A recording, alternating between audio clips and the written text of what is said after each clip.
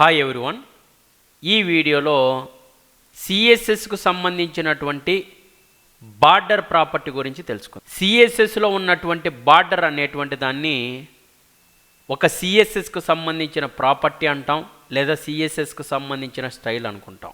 Border అనేటువంటిది యాక్చువల్గా ఒక లైన్, అంటే ఒక స్ట్రైట్ లైన్ అన్నమాట. ఆ స్ట్రైట్ లైన్ అనేది దేని చుట్టూ ఉంటుందంటే ఎలిమెంట్, హెచ్టిఎంఎల్ ఎలిమెంట్ ఏదైతే ఉంటుందో దాని చుట్టూ ఉంటుంది. ఇక్కడ హలో అనేటువంటిది ఒక కంటెంట్ అనుకుంటే, లేదా ఒక టెక్స్ట్ అనుకుంటే, దాని చుట్టూ మనము టాప్లో కానీ, రైట్ సైడ్లో కానీ, బాటమ్ సైడ్ కానీ, లేదా లెఫ్ట్ సైడ్ కానీ ఈ విధంగా బార్డర్ అనేటువంటి దాన్ని క్రియేట్ చేస్తాం. ఈ బార్డర్ని ఏమంటామంటే సింపుల్గా ఒక లైన్ అనుకుంటాం. ఇది సిఎస్ఎస్కు సంబంధించినటువంటి ఒక ప్రాపర్టీ. అయితే ఈ బార్డర్ లోపల బార్డర్కి సంబంధించిన విడ్త్ ఉండొచ్చు, బార్డర్కి సంబంధించిన కలర్ ఉండొచ్చు, బార్డర్కి సంబంధించిన స్టైల్ ఉండొచ్చు, బార్డర్కి సంబంధించినటువంటి రేడియస్ అనేటువంటిది కూడా ఉండొచ్చు. ఇక్కడ బాగా అబ్జర్వ్ చేసినట్లయితే బార్డర్ స్టైల్ అనేటువంటి దేన్ని తెలియజేస్తుందంటే, ఫర్ ఎగ్జాంపుల్ ఇక్కడ నీ బార్డర్ అనేది ఇట్లా స్ట్రైట్ లైన్గా ఉండాలంటేనేమో సాలిడ్ అనేటువంటి దాన్ని యూజ్ చేస్తాం. నీ బార్డర్ అనేటువంటిది ఇట్లా డాష్డ్గా ఉండాలా, ఓకే, లేదా ఇట్లా డాటెడ్గా ఉండాలా, లేదా ఇట్లా కరువుగా ఉండాలా అనేటువంటి తెలియజేసేటువంటి దాన్నే బార్డర్కి సంబంధించినటువంటి స్టైల్ అంటాం. దాని తర్వాత బార్డర్కి సంబంధించినటువంటి విడ్త్ ఉంది. బార్డర్కి సంబంధించినటువంటి విడ్త్ అనేది దేన్ని తెలియజేస్తుంది అనుకుంటే, ఇక్కడ హలో చుట్టూ ఈ రెడ్ కలర్లో ఒక బార్డర్ అయితే ఉంది కదా, సో ఇక్కడ ఉన్నటువంటి దీన్ని ఏమంటారంటే బార్డర్ విడ్త్ అంటారు. బార్డర్ అనేటువంటిది 1pxలో కావాలా, 8pxలో కావాలా, 100pxలో కావాలా అనేటువంటి విషయాన్ని తెలియజేస్తుంది. దాని తర్వాత బార్డర్కి సంబంధించినటువంటి కలర్ ఏదైతే ఇక్కడ బార్డర్కి సంబంధించిన కలర్ అనేటువంటిది ఉందో అది రెడ్ కలర్లో కావాలా, గ్రీన్ కలర్లో కావాలా, బ్లూ కలర్లో కావాలా అనేటువంటి విషయాన్ని తెలియజేస్తుంది. ఇంకా ఫైనల్గా ఇదే బార్డర్ లోపల రేడియస్ అనేటువంటిది ఉంటుంది. అది చాలా చాలా ఇంపార్టెంట్ కూడా. రేడియస్ అనేటువంటి దాన్ని దేన్ని తెలియజేస్తుంది అంటే, ఇక్కడ బార్డర్ అనేటువంటిది స్ట్రైట్ లైన్గా ఉంది కదా, ఈ కార్నర్స్ ఏవైతే ఉన్నాయో దీన్ని కరువుగా క్రియేట్ చేయడం కోసము ఈ బార్డర్ రేడియస్ అనేటువంటి దాన్ని యూజ్ చేస్తాం అనమాట. బార్డర్ రేడియస్ అనేది దేనికోసం యూజ్ చేస్తాం, ఇట్లా ఏదైతే స్క్వేర్ షేప్ అనేటువంటి ఉందో ఆ స్క్వేర్ షేప్ అనేటువంటి దాన్ని రిమూవ్ చేయడం కోసము మనం దీన్ని అనేటువంటి దాన్ని యూజ్ చేస్తాం అనమాట. అంటే ఈ కట్టింగ్ ఎడ్జెస్ ఏవైతే ఉన్నాయో ఈ కట్టింగ్ ఎడ్జెస్ని కట్ చేసేసి దీన్ని షార్ప్గా లేకోకుండా ఒక రౌండ్ షేప్ని క్రియేట్ చేయడానికి ఈ బార్డర్ రేడియస్ అనేటువంటి దాన్ని యూజ్ చేస్తాం. మీరు కింద ఇక్కడ బాగా అబ్జర్వ్ చేసినట్లయితే ఈ పింక్ అనేటువంటి సర్కిల్ లోపల నాకు బార్డర్ అనేటువంటిది ఉంది, బార్డర్ 2px అనేటువంటిది ఉంది, అంటే బార్డర్కి సంబంధించినటువంటి విడ్త్ అని అర్థం. తర్వాత ఇక్కడ సాలిడ్ అనేటువంటిది ఉంది, అది బార్డర్కి సంబంధించినటువంటి స్టైల్ని తెలియజేస్తుంది అనమాట. సాలిడ్ అంటే స్ట్రైట్ లైన్గా బార్డర్ అనేటువంటిది ఉండాలా అని దాని అర్థం. తర్వాత ఇక్కడ రెడ్ అనేటువంటిది దేన్ని తెలియజేస్తుంది అంటే బార్డర్కి సంబంధించినటువంటి కలర్ని తెలియజేస్తుంది. ఎక్కడైతే ఇక్కడ విడ్త్, స్టైలు, కలరు ఈ మూడు ఒకే లైన్లో కనుక రాస్తే దాన్ని ఏమంటారంటే సార్థాండ్ ప్రాపర్టీ అంటారు. బార్డర్ గురించి మనము థియరిటికల్గా నేర్చుకున్నాం. ఇప్పుడు ప్రాక్టికల్గా ఎలా నేర్చుకోవాలో ఈ విజువల్ స్టూడియో కోడ్లో మనం తెలుసు. థియరిటికల్గా ఆల్రెడీ మనం నేర్చుకున్నాం. ఇప్పుడు ప్రాక్టికల్గా బార్డర్ అనేటువంటి దాన్ని ఏ విధంగా రాస్తాం అనేటువంటి విషయాన్ని ఈ విజువల్ స్టూడియో కోడ్ ద్వారా మనం నేర్చుకుందాం. యాక్చువల్గా ఇక్కడ మీకు ఏదైతే మీరు చూస్తున్నారో దాన్ని వచ్చేసి విజువల్ స్టూడియో కోడ్ అంటారు. ఈ విజువల్ స్టూడియో కోడ్లో ఇక్కడ ఫస్ట్ పార్ట్ కాకుండా సెకండ్ పార్ట్లకు కనుక వస్తే నేను జూమ్ చేస్తున్నా, ఒకసారి అబ్జర్వ్ చేయండి.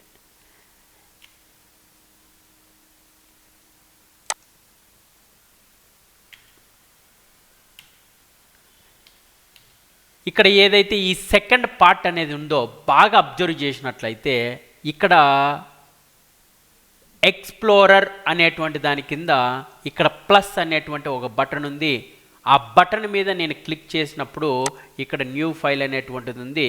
ఇక్కడ ఫైల్ అనేది ప్రస్తుతానికి మనము బార్డర్ గురించి నేర్చుకుంటున్నాము కాబట్టి బార్డర్ డాట్ హెచ్టిఎంఎల్ అనేటువంటి ఒక ఫైల్ నేమ్ అయితే నేను ఇచ్చిన తర్వాత ఇక్కడ ఎంటర్ కనుక క్లిక్ చేస్తే నువ్వు ఏ పేరైతే ఇచ్చావో ఆ పేరుతోటి బార్డర్ డాట్ హెచ్టిఎంఎల్ అనేటువంటి పేరుతోటి ఒక ఫైల్ అనేటువంటిది అయితే క్రియేట్ అవుతుంది. క్రియేట్ అయిన తర్వాత ఇక్కడ రైట్ సైడ్ కనుక అబ్జర్వ్ చేసినట్లయితే ఇక్కడ బై డిఫాల్ట్గా ఇక్కడ కర్జర్ అనేది బ్లింక్ అవుతూ ఉంది. అంటే బార్డర్ డాట్ హెచ్టిఎంఎల్ అనేటువంటి ఫైల్ క్రియేట్ అయింది. ఇక్కడ మనము హెచ్టిఎంఎల్ ట్యాగ్స్ని సిఎస్ఎస్ ప్రాపర్టీస్ని రాస్తాం. ఇప్పుడు మనకు ఏదైతే ఇక్కడ బార్డర్ డాట్ హెచ్టిఎంఎల్ అనేటువంటి ఫైల్ అనేది ఆల్రెడీ క్రియేట్ అయింది. ఇప్పుడు ప్రస్తుతానికి మనకు ఈ ప్రాజెక్ట్ ఎక్స్ప్లోరర్ అనేటువంటిది అవసరం లేదు కాబట్టి కంట్రోల్ బి అనేటువంటి దాన్ని కనుక క్లిక్ చేస్తే అది క్లోజ్ అయిపోతుంది అన్నమాట.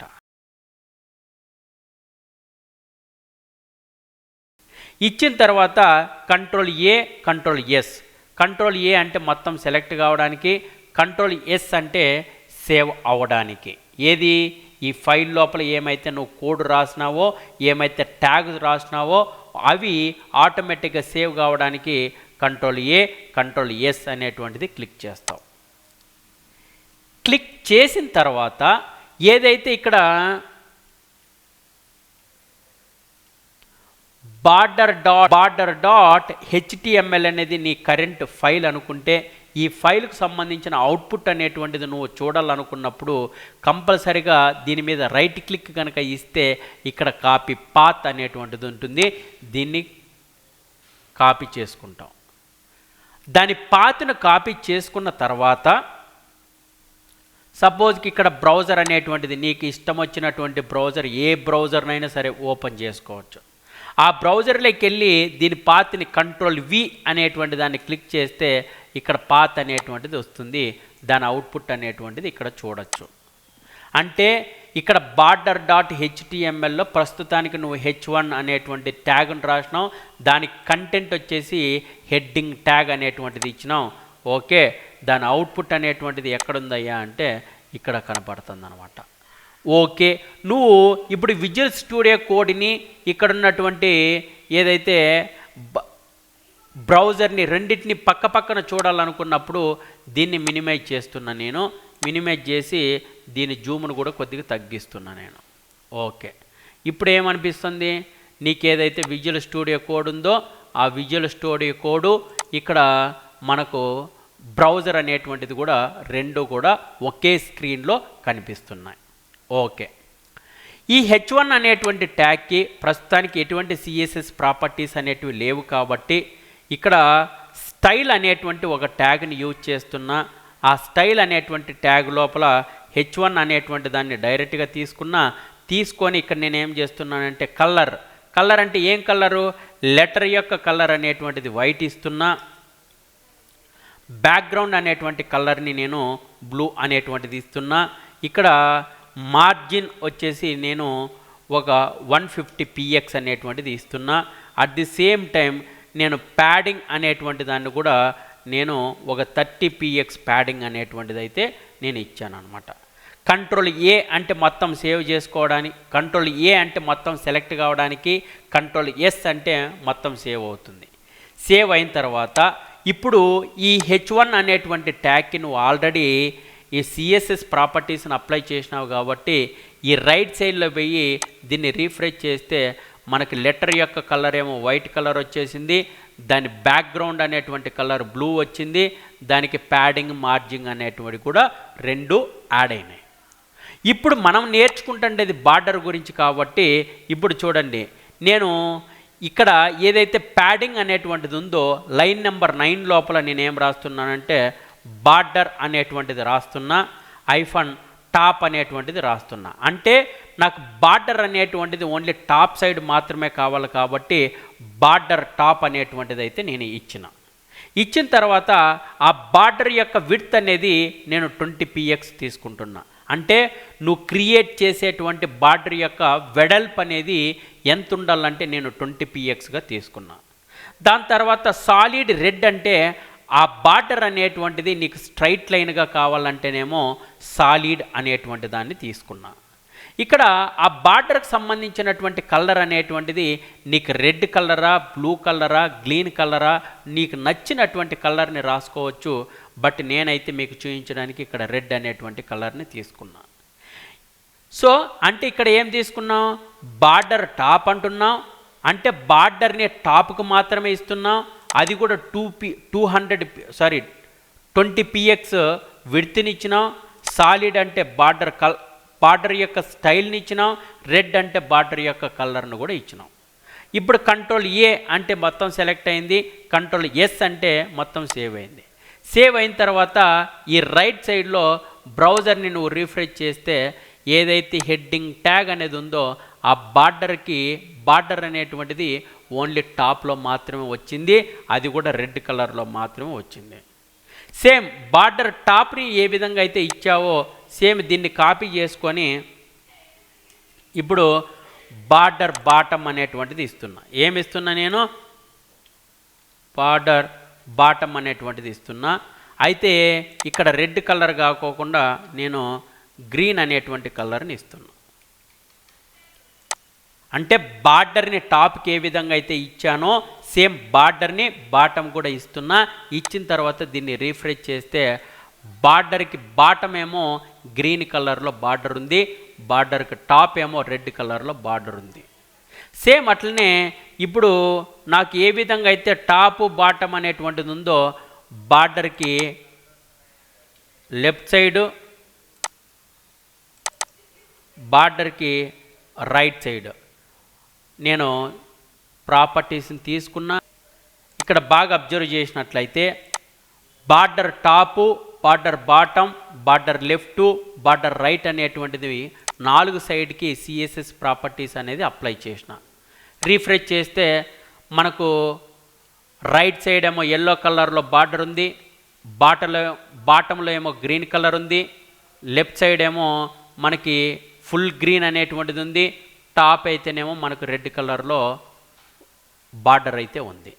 అంటే ఒక్కొక్క సైడును ఒక్కొక్క కలర్ తోటి బార్డర్ అనేది రావాలనుకున్నప్పుడు అప్పుడు border hyphen top, border hyphen bottom, border hyphen left, border hyphen right అనేటువంటిది నువ్వు రాసుకుంటావు. బట్ నాకు ఇట్లా అవసరం లేదు, మొత్తం బార్డర్ టాప్ అయినా, బార్డర్ బాటమ్ అయినా, బార్డర్ లెఫ్ట్ అయినా, బార్డర్ రైట్ అయినా అన్నిటికీ సేమ్ ప్రాపర్టీ కావాలనుకున్నప్పుడు జస్ట్ బార్డర్ అనేది రాసినాం, 20px అనేది తీసుకున్నాం. ఓకే, ఇక్కడ సాలిడ్ రెడ్ అనేటువంటిది తీసుకున్నాం. Control A, control yes. Okay, ఇక్కడ అవుట్పుట్ని కనుక అబ్జర్వ్ చేసినట్లయితే మొత్తం బార్డర్ టాప్కైనా, బార్డర్ రైట్కైనా, బార్డర్ బాటమ్ అయినా, బార్డర్ లెఫ్ట్ అయినా మొత్తం సేమ్ బార్డర్ అనేటువంటిది 4 సైడ్స్ కూడా వచ్చింది. ఎక్కడైతే బార్డర్ అనేటువంటి దానికి బార్డర్ విడ్త్ని, బార్డర్ యొక్క స్టైల్ని, బార్డర్ యొక్క కలర్ని ఈ మూడింటిని ఒకే లైన్లో రాస్తావో దాన్ని సార్తాండ్ ప్రాపర్టీ అంటాం. మళ్ళీ చెప్తున్నా, ఎక్కడైతే బార్డర్కి సంబంధించినటువంటి విడ్త్ని, బార్డర్కి సంబంధించినటువంటి స్టైల్ని, బార్డర్కి సంబంధించినటువంటి కలర్ని మూడింటిని ఒకే లైన్లో రాస్తావో వాటిని సార్తాండ్ ప్రాపర్టీ అని అంటాం అన్నమాట. ఓకే, ఇప్పుడు బార్డర్ గురించి మనం నేర్చుకున్నాం. సేమ్ బార్డర్కు చుట్టూ మనకు అవుట్లైన్ అనేటువంటిది రావాలనుకుంటే సింపుల్గా మనం అవుట్లైన్ అనేటువంటిది రాస్తాం. సేమ్ ఇక్కడ అవుట్లైన్ అనేది 10px రాస్తున్నా, అది కూడా ఆ అవుట్లైన్ అనేటువంటి సాలిడ్గా ఉండాలా. సో నేను గ్రీన్ కలర్ అనేటువంటిది అయితే ఏదో రాస్తున్నా, ఇక్కడ ఒకసారి అబ్జర్వ్ చేయండి. అంటే నువ్వు ఏదైతే బార్డర్ అనేటువంటిది ఉందో ఆ బార్డర్కి ఏ విధంగా అయితే border width, border style, border colour అనేది ఇచ్చావో సేమ్ ఆ బార్డర్ చుట్టూ కూడా నీకు ఏదైనా డెకరేషన్ అనేది రావాలంటే దానికి ఒక అవుట్లైన్ అనేటువంటిది ఇస్తాము. ఆ అవుట్లైన్కి కూడా అవుట్లైన్కి సంబంధించిన విడ్త్, అవుట్లైన్కి సంబంధించినటువంటి స్టైలు, అవుట్లైన్కి సంబంధించినటువంటి కలర్ అనేటువంటిది ఒకే లైన్లో ఇయ్యచ్చు. ఇప్పుడు కంట్రోల్ కంట్రోల్ ఎస్ అంటే మొత్తం సెలెక్ట్ చేసుకున్నాం, సేవ్ చేసుకున్నాం. సేవ్ చేసుకున్న తర్వాత ఇక్కడ రైట్ సైడ్లో బ్రౌజర్ని రిఫ్రెష్ చేస్తే ఏదైతే రెడ్ అనేటువంటి బార్డర్ ఉందో ఆ బార్డర్ చుట్టూ మనకు ఒక అవుట్లైన్ అనేటువంటిది కూడా ఉంది. ఈ అవుట్లైన్ని నీకు ప్రజెంట్ ఇప్పుడు నేను ఎల్లో అనేటువంటి కలర్ని ఇస్తున్నా. కంట్రోల్ ఎస్ ఇక్కడ రిఫ్రెష్ చేస్తే అంటే బార్డర్కి బయట ఒక అవుట్లైన్ అనేది అట్రాక్టివ్గా ఇయ్యాలనుకున్నప్పుడు అవుట్లైన్ అనేటువంటి దాన్ని నువ్వు యూజ్ చేసుకోవచ్చు. ఇప్పుడు అవుట్లైన్ అనేటువంటి దాన్ని పక్కన పెడితే ఈ బార్డర్ అనేటువంటిది రైట్ సైడ్లో కనుక చూసినట్లయితే వాటి కార్నర్స్ అనేటివి చాలా షార్ప్గా ఉన్నాయన్నమాట. నాకు ఆ షార్ప్నెస్ అనేది అవసరం లేదు, దానికి కరువుగా కావాలంటే నేనేం రాస్తానంటే సింపుల్గా బార్డర్ ఐపన్ రేడియస్ అనేటువంటిది రాస్తున్నా. ఆ రేడియస్ అనేది 50 pxలో ఉంటున్నాల. అంటే ఇక్కడ బార్డర్ రేడియస్ అనేది దేన్ని తెలియజేస్తుందంటే బార్డర్ యొక్క చివర్లో కరువు షేప్ రావడానికి ఈ బార్డర్ రేడియస్ అనేటువంటి దాన్ని మనం యూజ్ చేస్తాం. సో ఈ రైట్ సైడ్కి వెళ్ళిన బ్రౌజర్లో రిఫ్రెష్ చేస్తే ఇక్కడ బార్డర్ షేప్ కనుక ఒకసారి అబ్జర్వ్ చేసినట్లయితే స్ట్రైట్ లైన్ కాకోకుండా కొద్ది కరువుగా అనేటువంటిది క్రియేట్ అయింది. సో ఈ బార్డర్ని నువ్వు పిక్సెల్ అయినా ఇవ్వచ్చు, లేదా నువ్వు బార్డర్ అనేటువంటి దాన్ని నువ్వు పర్సెంటేజ్లో కూడా నువ్వు ఇచ్చుకోవచ్చు. ఇంతకుముందు 50 px అనేది ఇచ్చిన బార్డర్కి రేడియస్కి, ఇప్పుడు బార్డర్ రేడియస్కి 50% అనేది ఇస్తే ఎలాగ వర్క్ అవుతుంది అనేటువంటిది ఒకసారి మీరు అబ్జర్వ్ చేయండి. ఓకే, సో మనం బార్డర్ని టాప్కి ఎలా ఇవ్వాలా, బార్డర్ని బాటమ్కి ఎట్లా ఇవ్వాలా, రైట్కి ఎట్లా ఇవ్వాలా, టాప్కి ఎట్లా ఇవ్వాలా అనేటువంటి విషయాన్ని నేర్చుకున్నాం. అవుట్లైన్ గురించి నేర్చుకున్నాం, బార్డర్ రేడియస్ గురించి కూడా నేర్చుకున్నాం. కానీ బార్డర్ స్టైల్స్ లోపల మనకి ఇంకా ఏమేమి ఉంటాయి అనేటువంటి విషయాన్ని నేర్చుకుందాం. ఇక్కడ బార్డర్ స్టైల్ ఏదైతే ఉందో దీనికి గ్రూవీ అనేటువంటి దాన్ని కూడా ఇవ్వచ్చు. ఎట్లా ఇవ్వచ్చు? బార్డర్ నువ్వేమిస్తున్నావు ఇక్కడ బాగా అబ్జర్వ్ చేసినట్లయితే ఈ హెడ్డింగ్ ట్యాగ్ అనేటువంటి కంటెంట్కి ఇక్కడ చుట్టూ ఒక బార్డర్ ఉంది, అది ఒక ఫ్రేమ్ లాగా ఉంది. ఆ ఫ్రేమ్ లాగా క్రియేట్ కావాలనుకుంటే నువ్వు గ్రూవీ అనేటువంటి దాన్ని ఇస్తావు. లేదు నీకు డాష్డ్గా ఉండాలనుకుంటే అప్పుడు నువ్వు దాన్ని ఇక్కడ బార్డర్ యొక్క స్టైల్ బాగా అబ్జర్వ్ చేసినట్లయితే దీన్ని డాష్డ్గా అని అంటాం అన్నమాట.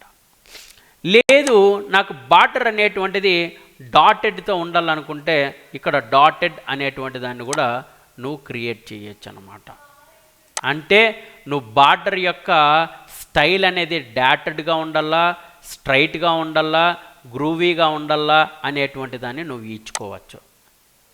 లేదు నాకు ఇక్కడ బార్డర్ అనేటువంటిది మూడింటిని నేను ఒకే ప్లేస్లో రాయను, నాకు ఇట్లా అవసరం లేదు అనుకున్నప్పుడు సింపుల్గా border hyphen colour border width, border style, border colour అనేటువంటిది ఒకే లైన్లో వద్దు అనుకుంటే నువ్వు సపరేట్గా border hyphen colour, border hyphen style, border hyphen width, border hyphen radius అని కూడా నువ్వు రాసుకోవచ్చు.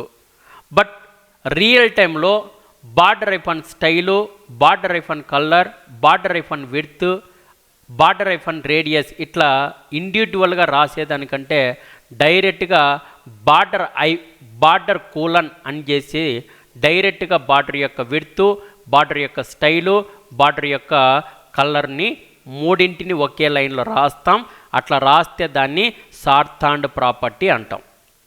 ఈ వీడియోలో బార్డర్ గురించి, అవుట్లైన్ గురించి క్లియర్గా నేర్చుకున్నాం. నెక్స్ట్ వీడియోలో ప్యాడింగ్ గురించి పూర్తిగా తెలుసుకుందాం. Thank you so much. All the best.